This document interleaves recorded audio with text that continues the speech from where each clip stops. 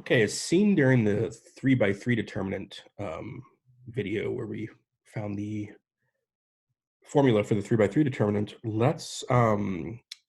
want to use the same idea, that sort of expansion by minors idea, but I don't want to go through all the details again. So let me just kind of show you the idea. Let me just make up an example here. So I'm going to do an actual, like a 4 by 4 example. So let's see. Say I want to compute the determinant. I'm just going to use some sort of placeholder numbers. I'll just count it back down. Say I wanted to compute this determinant. I just made up this 4 by 4 matrix. Remember the absolute value, sort of instead of square brackets, it's create an absolute value to consider that as like the determinant. And the big idea, well, okay, so let's pick, let's say we pick the second row. So here are the numbers in the second row, 5, 6, 7, 8. The idea that I sort of got at with some of the area volume properties that led to some determinant considerations was that you can actually break this up into 4 separate determinants. And so the idea is going to be this. If I take that 5, that's the first entry in the second row. So this is expansion along the second row.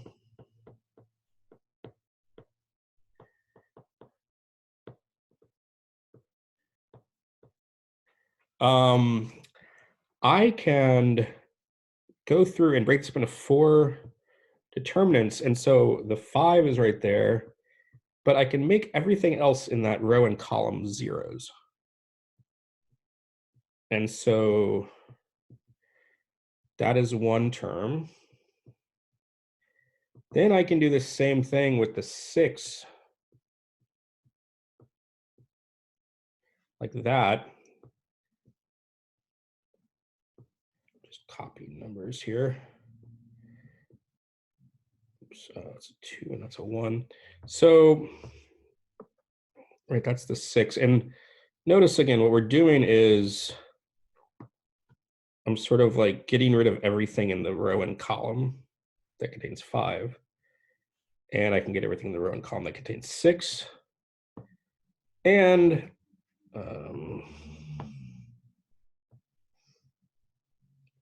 just to keep going, I have the 7. Then I fill in all these numbers.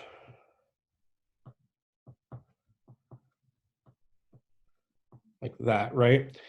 So there's the 7.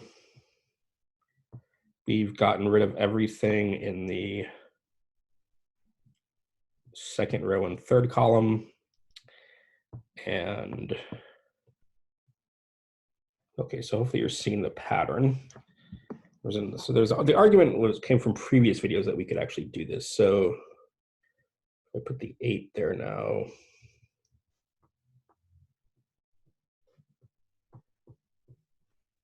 This was 8, 7, 6, 4, 3, 2.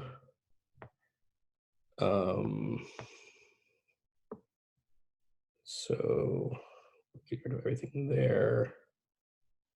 Circling the 8. Okay, so I claim first off that you can sort of make this, you can break it up into 4 things that have all these zeros. And then the thing that we noticed was, just recall also that we can swap rows or columns in a determinant and just pick up a minus sign. So let me just focus on, say this one right here. Because if we want to move, and we also saw that if we move the non-zero entry to the top left, so we want to swap these two, then this equals, well, okay, I've just swapped the second and first rows.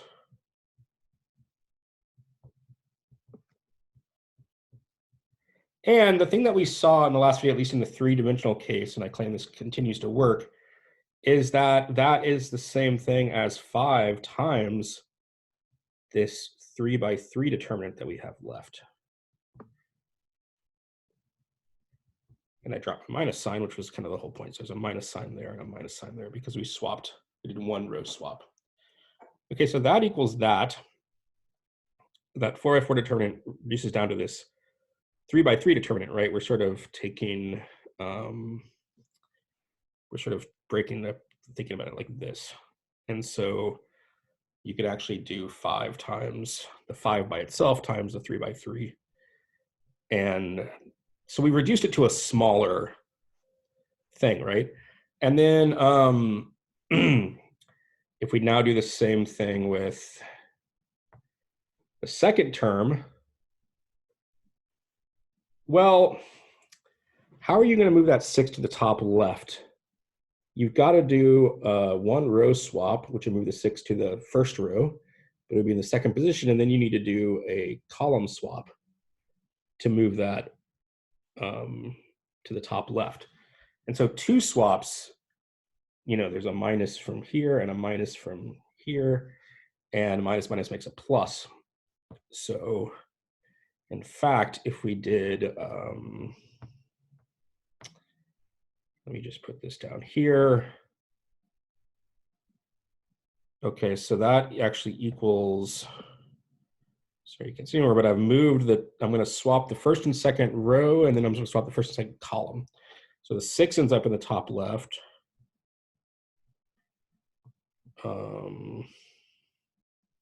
And the numbers we have 1, 3, 4, 8, 6, 5, 4, 2, 1. And again, that is now that's a plus because there were 2 swaps. So that's plus 6 times this 3x3. Okay. And then if you just keep going with this, like, let me maybe just skip a few steps, but if I take a look at this guy, well, to move the 7 to the top left, I have to swap the first and second row, but then I need to swap the second and third column and the first and second column to move it all the way up to the top left, right? So that's 3 minus signs. So 3 swaps. 3 swaps. So that's minus times minus times minus, so that's a minus, right? And so then we'll get the 7. We'll have the 7, we'll have a minus, a 7, and then the 3x3 matrix that's sort of left over. So I'm just trying to sort of skip some steps here. So this is minus 7 times, and then what I have left, if I delete the 0 row and the 0 column, is I think these are the numbers that you get. Right, so you get that term becomes that, what's a minus 7, and then times the 3x3 that's left over when you delete the second row and the third column. And finally, find another color. I guess I'll use orange. This, well, we need to swap the second and first row to move the 8 over there, and then we need 3 swaps to move the 8 all the way to the top left. So that's 4 swaps, 4 row or column swaps, which is minus, minus, minus, minus, which is plus. And so this is plus 8 times the 3x3 left over, 1, 2, 3, 8, 7, 6, 4, 3, 2. Okay. And so if you put this all together, let me just sort of record all this. What we've basically done is we've written our original matrix. So let me go back to that. Let me write this original matrix. So it's just kind of computationally intensive. You know, this is also the kind of thing we end up asking a computer to do because it's just not fun for us. Can't count. Not fun for us to try to compute these by hand, but I'm just trying to give you the sense. So this ended up being, again, we took the second row and we got this pattern minus, plus, minus, plus. So it's minus 5 times what we get when we delete the second row in the first column. 2, 3, 4, 7, 6, 5. We skip the second row and we're deleting the first column. Plus 6 times what we get when we delete the second row and second column. So there's a 1, 3, 4, 5, 7, 8. Oops, why did I? No, that was from the second row. I'm going to use the information for the third row. 1, 3, 4, 8, 6, 5, 4, 2, 1. Should be what I had actually just directly above. Yeah, that's exactly what's up there. And again, what I'm saying when I computed that was I actually was sort of thinking of deleting the second row and the second column, right? And that's what's left over. And then minus 7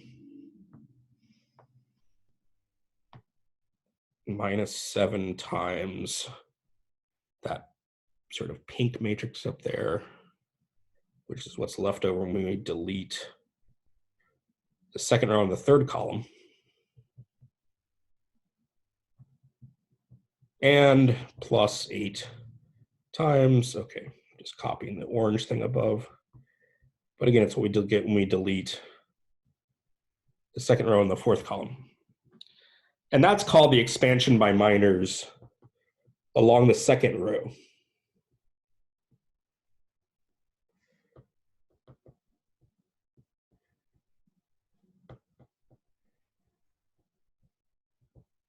Okay, and then at that point, you now have 3 by 3 matrices. You can compute determinants, again, by expanding those along different rows. And that's kind of the whole game. I want to say that, like, so what you, you can write this all out the long way like I did, or you can start to sort of see that there are patterns. So there's really a sign pattern for like a 4 by 4 matrix, for example. And people will draw this as sort of an auxiliary to remind yourself that if you start with something in the top left, then you don't have to do any swaps at all. So that's a plus. But if you start something, say, in the second column in the first row, you have to do one swap to move it over to the first column, right? You'd have to do one swap to move it over there. So that would give you a minus sign. You start here, you do a plus sign because you do 2 swaps to get it from this position to the top left. Here would be 3 swaps to get it from this position to the top left. Here's 1 swap, 2 swaps, 3 swaps, 4 swaps, right? Because that's exactly what we saw in the example we did, the minus plus pattern. And then you can sort of see how this is going to fill in. I mean, you can sort of justify to yourself that any of the places that have a plus, it would take an even number of row and column swaps to move to the top left. And then when there's a minus, it would take an odd number. So if you keep this in mind, like if you were to expand along, say, the third column, if you did an expansion along a third column, I'm not going to write out all matrices and stuff, but just to give you a sense, the pattern in the third column is plus minus, so you'd have some 4 by 4 determinant, and it would be plus some number times some 3 by 3 determinant minus some number times some 3 by 3 determinant plus number 3 by 3 minus number 3 by 3. Okay, sorry, that's kind of it's kind of a goofy thing to do, but just try to say like these are matrices right here, or determinants. Okay, so you get the plus minus pattern is what's important, and you just go plus minus minus. This is very confusing the way I wrote it. I should just put like, it should be like dots or something. Like this is a 3 by 3. This is a 4 by 4, and these are each 3 by 3. But the whole thing there is you get this sign pattern, and it just depends on how you want to expand. So let me just give one example where actually, so one thing you can do is if you have some zeros, you can make your life easier. So let me just show you an example. So here's a matrix. I want to compute the determinant of the following matrix. I'm going to use this in the next video also when I show you how to compute determinants using row reduction. Let me just copy this. Oops. 1, 3. Okay, so what you might notice is that there's 2 zeros in the second row or in the third column. And actually, the third column in particular is kind of nice because the rest are 1s. So if I want to expand along the third column, because the zeros are going to make terms go away, right? And the 1s are going to be sort of nice also. And we've already seen that there's a sign pattern, right? I actually talked about the third column just a minute ago, but if you just draw the sort of sign pattern matrix, this sort of checkerboard, then we know these are going to be the signs. So in fact, this is going to equal something that's not too bad to write down, at least for this first step. So it's a +1 times, now the 3 by 3 matrix I get by deleting the first row and the second column, right? Third column, sorry. Okay, so that's 1 times minus, I'm trying to change my pin thickness, -1, 3, 4. I always do that, right? I don't want to start with the first row. I want to start with the second row, right? 0, -1. I'm deleting the first row. 2, 1, 2, -1, 3, -1. So there's that. And then if you notice, the next one's going to be -0 times some 3 by 3 determinant. But I don't care what it is. I mean, that's what you get when you delete the second row in the third column. But there's a 0 there, so I don't care.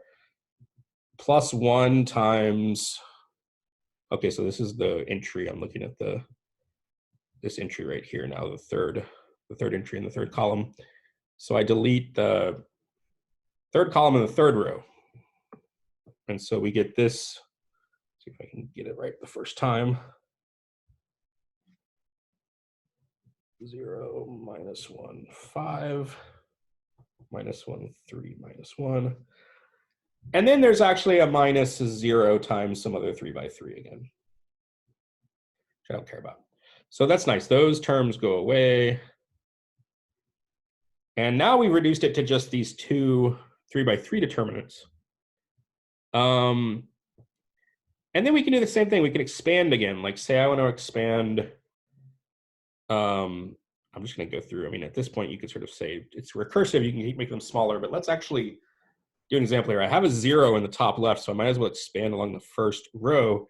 The sign pattern is plus minus plus, right? So this ends up being, again, 0 times some 2 by 2 matrix determinant minus -1 times what we get when we delete the,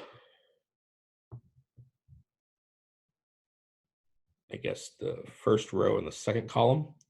So that's left over is, I think, this 2, 2, -1, -1. That's sort of interesting. It's actually a repeated column, so we actually know that determinant's going to be 0, right? And then +5 times that sort of bottom left 2 by 2. 2, 1, -1, 3. Okay. And this we could actually do. So, well, I guess, let's see. I said you can sort of compute this with AD minus BC, or you can just note there's a repeated column. 2, -1, 2, -1.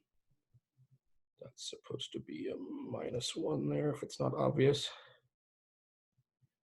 So that's 0. And then if you use AD minus BC on this, it's 6 minus -1, so that's 7. So that whole thing is really just equal, so it all equals to 35. But then I still have this other term here I need to deal with, right? This term. So this one equaled that. If we do this one, if we do the same thing, I'm going to expand along the second. Yeah, let's just do a column, second column. Maybe this is interesting. I'm sorry, the first column. Like those minus ones are nice. The sign pattern here is plus, minus, plus, but we have those minus ones. So, so this is going to equal -1 times the bottom right 2 by 2.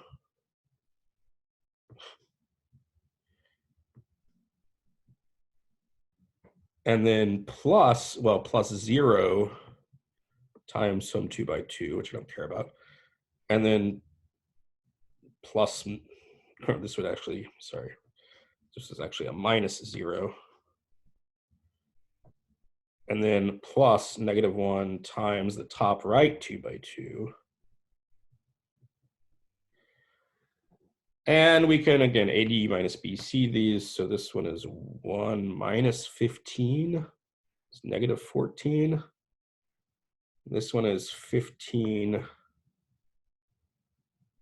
minus -4, which is 19. So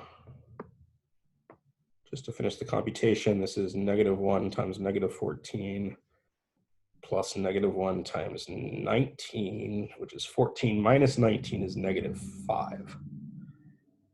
And so we get 35 plus -5. So the entire determinant is 35 plus -5, which is 30. So we've computed a determinant. And again, use 0 rows and columns, exploit those wherever you can. Okay, so that's an example of expansion by minors. One last, let me just do this in this video. So special cases, there's some determinants that are easy to compute. If you think about the structure, they're easy to compute by this expansion by minors. So if you have upper or lower triangular matrices. So just as an example, this is called an upper triangular matrix, like 2, -3, 7, 0, 1, 4, 0, 0, 3, something like that. It's called upper triangular. It's because the above the diagonal, which is upper, is a triangular matrix. There's the non-zero entries are only in that triangle. Everything below the diagonal is 0. And if you think about expanding this, say, just along the first column, say I expand that along that column, well, think about what's going to happen. We're going to get 2 times that lower right matrix, and then -0 times something, plus 0 times something. And those don't matter. So then you just get 2. And then this actually is just 1 times 3.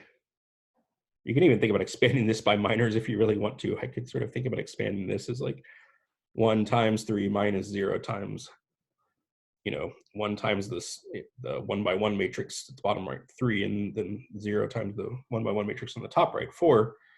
And so this whole thing ends up being 2 times 1 times 3. And that's the diagonal, and it's not an accident, right?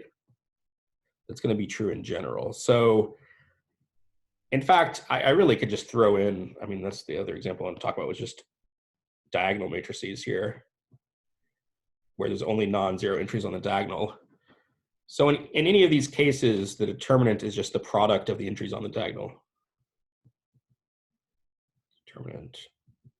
Determinant equals the product of the diagonal entries. And so this is one reason these kind of entries are important, actually, because it's easy to compute their determinants. It's going to turn out later, for example, that there's a way to always factor a matrix as a lower triangular times an upper triangular. And if you can write down that factorization, then you can get the determinant of the matrix almost immediately from that. Okay, so that's actually the main special case I wanted to talk about. I guess I just combine them all into one case. So upper, lower, triangular, and diagonal. Okay, so maybe one super special case is the identity matrix. It should be pretty clear at this point that if you just have ones on the diagonal, nothing else, that the determinant of that is 1. There's lots of ways to say this, but you can expand by minors, or you can think, well, okay, the identity transformation, if you think about the transformation perspective of this area scaling factor, it doesn't scale areas at all, it's the identity transformation.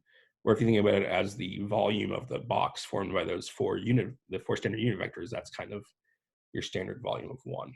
So, okay, so that's also follows from, but it also follows from the expansion by minors if you want. Great, okay, that is it.